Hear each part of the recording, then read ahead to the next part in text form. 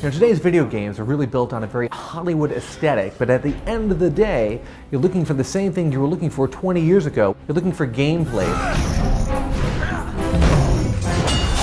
For all the talk of it being a great story and well delivered, you still got to make the gameplay exciting. A lot of games you're just kind of running and shooting and running and shooting. But this game, you're constantly active. The battles are fun, the story is great, but I think it's the actual play of the game that will keep you coming back. In the nearly 20 years that this franchise has been around, you're always in control of a young, acrobatic, sort of agile warrior who saves the day through a combination of running, jumping, flipping, and fighting. Puzzles are definitely a big part of the Prince of Persia franchise and a big part of this game as well. You know, there's always traps and weird kind of Rube Goldbergian devices built to nefarious purposes. Or be walking across the floor, all of a sudden there's a gap with spikes in it. Why is that there? I don't know. Don't fall down there. A lot of video game heroes they've got big muscles, or they've got big guns, they've got a lot of technology. What the Prince has always done, going all the way back to the very first Prince of Persia games, is use his body kind of as his main weapon. He likes to do very, very acrobatic stuff, like swing on poles and run on walls, which he can do because he's in the best shape ever. When you live a certain kind of lifestyle, you're a nomad, you're a rogue, possibly a thief. You need to be able to rely on your body the way that a nerd like me doesn't necessarily have to. It's a series that is known to have very fluid acrobatic animations. The Prince has always had a unique way of getting around. He shimmies across walls, he climbs across rooftops, he swings on poles. Basically, you get to run on walls through the entire game, much like Spider-Man, but without the... When he does a wall run, he's like scrambling, you know, and he's using his arms. He's a very physical being. So a wall run, do you want me to demonstrate? Give him a good head of steam and he'll run across a wall, kind of like the free-running parkour guys. I've never run up a wall. I've run into a wall, but never up a wall. So the Prince has got on his hand this gauntlet, so he can scrape his way down walls. The primary ability of the gauntlet is what we call the grip fall. The glove allows the Prince to basically glide down any vertical surface.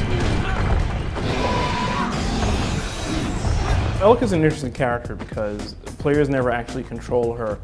She's actually a very sophisticated AI. If she were a real woman, she'd probably turn me down for a date.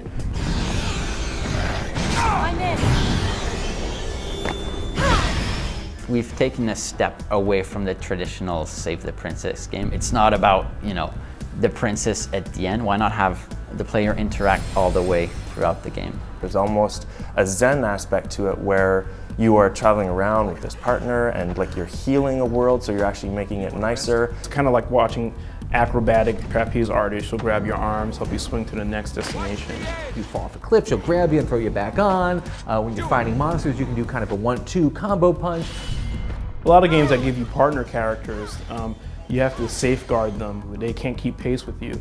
And Elika's not that kind of character.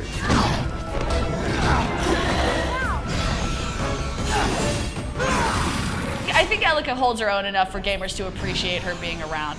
I don't think she just seems like, oh great, your girlfriend's here. Whoop-de-doo. Elika is not Princess Peach. Elika is not Ashley from Resident Evil 4. I have their strength as well as mine. Elika is a strong-willed, independent heroine in her own right, whose abilities complement the Prince. Where the Prince is really great at acrobatics and a lot more of the fighting, Elika is magical. She actually possesses a magic compass. Whenever the Prince gets lost, she puts him right back on the right track again. And so she's got some sort of GPS system. Slide down this ramp, jump onto this cliff, and make sure to avoid the corruption on your left. The main manifestation of Elika's ability is the save me. Oh no! Oh, Elika rescues you and you don't get a game over screen and load and all that stuff. You know, there's no dying in the game. There's no death. There's no retry screen.